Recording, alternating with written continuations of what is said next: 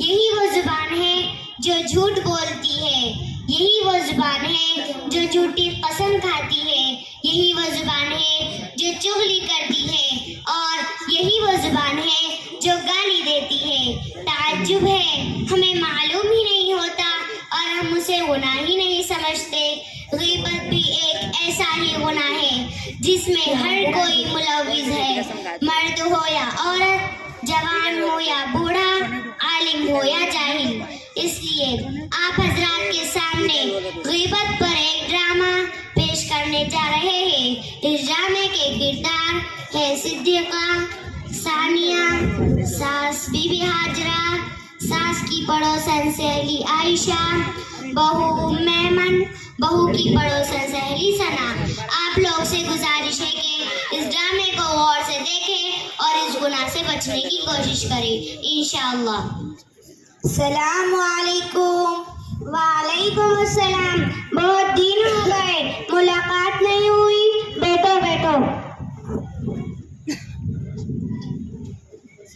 ये बहन कौन है? मेरी मेहमान बहन है, मुंबई से आई है, दीन के बारे में अच्छी मालूमात रखती है। अरे बातों बातों में खैरियत ही पूछना भूल गई। खैरियत से है? कहाँ की खैरियत, जी रही हूँ जैसे तैसे। वक्त पूरा निकाल कर दुनिया से जाना है। अरे आपा जान, अल्लाह ने आपको क्या कम किया है? शाद आबाद कर दिया है और बेटे की भी अच्छी नौकरी है और चांद जैसी खिदमतगुजार बहू है। और क्या चाहिए? खामोश रहो, मेरा मुंह मत खुलवाओ।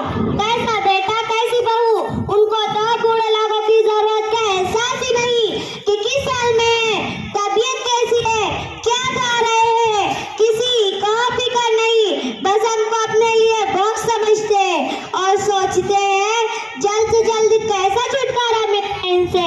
और बहू रानी का तो पूछो न को, नवाबजादी तो सोती रहती है, न घर की सफाई, न नाश्ता, न चाय। ये सारी बातें घर की बड़ों के सिखाने से आती है। लगता है इसे कुछ भी नहीं सिखाया गया। और क्या बताऊं बहन, जब अपने मायके का घर कोई आ जाता तो उनके देखभाल में बिछी बिछी रहती।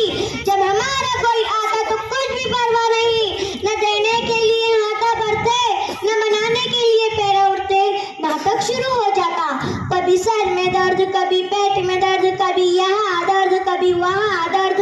तबीयत ठीक नहीं है, खाने खाल तो पूछो न को। चाय बनाई जैसे आई अम्मास की रात, और दाल बनाई जैसे तालाब का गंदला पानी। चावल ऐसे खाए पेट में दर्द शुरू हो जाए और हर 2 दिन के बाद मायके याद आ जाता, जाके माँ के पल्लों से बन जाती, आने का नाम हिचने लेती। अरे आपा जान, आपकी बहू इतना सब कुछ करती है तो फिर आप उसको कुछ क्यों नहीं बोलती? देख बहन, मैं बोलते बोलते तंग आ गई हूँ। अब कुछ बोलना मुश्किल हो गया है। कुछ बोला है तो हमारे शहजादे के पेशानी पर बल पड़ने लगते, इसलिए हम फोन के घुट पीकर खामोश रहना पड़ता। अरे आयशा, मैं तुझे चाय पिलाना ही भूल गई। चलो किचन में जाकर चाय पीते हैं।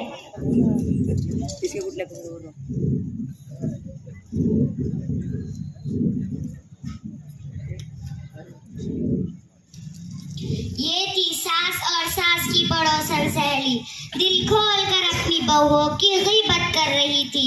अल्लाह माफ फरमाए, कितनी बुरी हालत है। अब देखते हैं बहुओं को वो अपनी सासों की कैसे तारीफ करती है।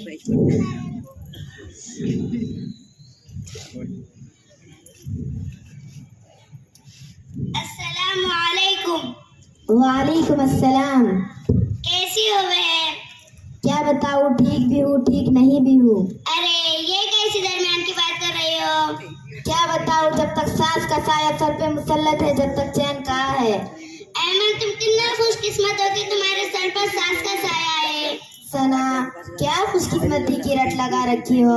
भला वो भी कैसे चैन से रह सकती है जिसकी मेरी जैसी सास हो। एक बात पूछूं? हाँ जरूर पूछो। औरतों की तारीख में सबसे खुशकिस्मती औरत कौन सी है, तुम्हें मालूम? नहीं। वो सारे इंसानों की माँ हज़रत हव्वा अलैहिस्सलाम है। वो क्यों? क्योंकि उनकी कोई सास और ननद नहीं थी। तुम अपनी सास से इतने परेशान क्यों? वो साथ नहीं परेशानियों का घर है। जब देखो नाक चढ़ाए हुए मुसल्लत रहती है।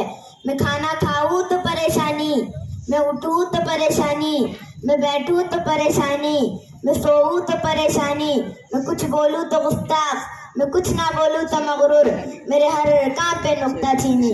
हिम्मत अफजाई के बोल भूलकर भी ना सुनूं। अब तुम ही बताओ मैं इसे क्या नाम दे सकती हूँ। मेरा चलता रहता है, अब तुम्हारा सुनाओ।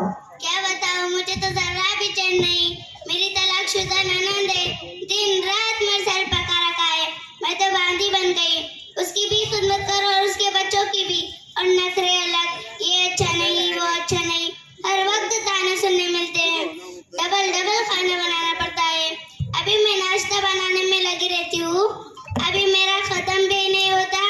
ननद और इसके बच्चे सारा बना बनाया खाना साफ कर चुके होते। अगर मुझे खाना खाना हो तो फिर बनाना पड़ता, या फिर बचा कुचा मेरे से में आता। मैं तो सोचती हूँ मुसीबत में इधर सर्दी कब जाएंगी। अरे मनी कौन है, मैं तो पूछना ही भूल गई। ये सानिया आंटी है, मुंबई से आई है। 2-3 दिन के लिए यहाँ रुक रही है। दीन के बारे में अच्छी मालूमात रखती है और पढ़ी लिखी बहन है। अरे रुकैया, अभी तुम इन दोनों के साथ ही बैठी हो? हाँ, आइए सासू माँ बैठे।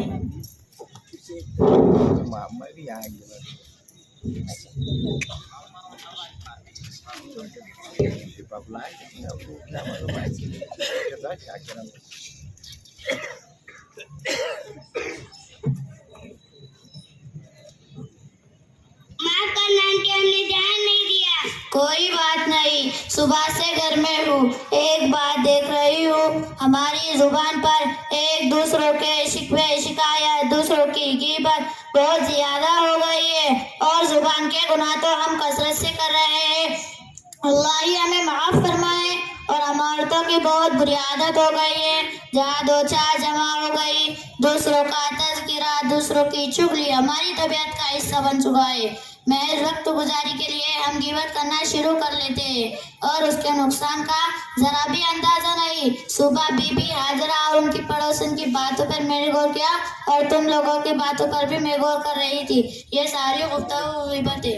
गीबत क्यों होंगी, हम तो जो हकीकत थी वो कह रहे थे, कुछ गलत तो नहीं कहा। हाँ, अरे मेरी बहनों सुनो तो सही, गीबत कहते ही है जिसकी तुम गीबत कर रही हो उसकी पीठ पीछे बुराई बयान करना। अगर तुम ऐसी बात कह रही हो जो इसमें नहीं तो वो बहतान है। दोनों सूरतों में गुनाह लाजिम है। गीबत और बहतान बहुत बड़े गुनाह है। गीबत के बारे में कुरान में कहा गया है, अऊज़ु बिल्लाहि मिनश शैतानिर रजीम, बिस्मिल्लाहिर रहमानिर रहीम, वला यग़्तब बअदुकुम बअज़ा। और तुम में से अपने मुर्दार भाई का गोश्त खाना पसंद है, क्या इसमें घी नहीं आएंगी? अल्लाह से डरो।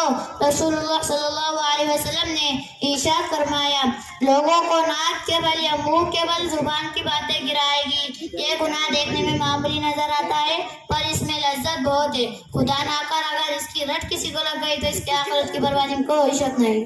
हमारी आखिरत क्यों बर्बाद होंगी? क्योंकि जब हम किसी के पीठ पीछे बुराई करेंगे तो कयामत के दिन हमारी नेकियां उसको दे दी जाएंगी जिसकी आपने गिबत की थी। हमारे नामे अमल से नेकियां खाली हो जाएंगी और अगर उसका हक बाकी रहा तो उसके गुनाह हमारे पर ला दी जाएंगे। अरे मेरी प्यारी बहन, तुम्हारी गुफ्तगू सुनकर मुझे एहसास हुआ कि मैं कितने बड़ी गलती में मुब्तला थी और इतने बड़े गुनाह को जुबान का चटकारा, वक्त गुजारी, टाइम पास कर रही समझती थी। मैं वादा करती हूँ कि आइंदा से कभी भी किसी के पीठ पीछे बुराई नहीं करूँगी। मुझे एहसास हुआ। सानिया आंटी, अल्लाह ताला आपको जज़ाए खैर दे। आपने तो हमारे आंखों पर लगी पट्टी खोल दी। हमें तो मालूम ही नहीं था कि ये भी एक गुनाह है। मैं वादा करती हूँ कि आज के बाद किसी की बुराई पीठ पीछे नहीं करूँगी। मुझे एहसास हुआ। अरे सानिया, हमने तो बहुत से लोगों की गिबत की है और पीठ पीछे बुरा भला कहा है। अब हम क्या करें? सबसे पहले अल्लाह से तौबा करो और उससे माफी मांगो जिसके आपने गिबत की हो। जज़ाकल्लाह खैर रुकैया कि तुमने हमें इतने बड़े गुनाह से बचाया। सासू माँ, हमें माफ कर दीजिए, हमने आपके पीठ पीछे बहुत सी बुराई की है। हाँ बेटा, मुझे भी माफ कर देना, मैंने भी तुम्हारे पीठ पीछे बहुत सी बुराइयां की है। आंटी, हमें माफ कर दीजिए, हमने आपके पीठ पीछे बहुत सी बुराई की है। हाँ बेटा, हमें भी माफ कर देना, हमने भी आपके पीठ पीछे बहुत सी बुराइयां की है। अस्सलामु अलैकुम व रहमतुल्लाह। वरहमतुल्लाहि वबरकातुहू। वालेकुम अस्सलाम व रहमतुल्लाहि व बरकातुहू।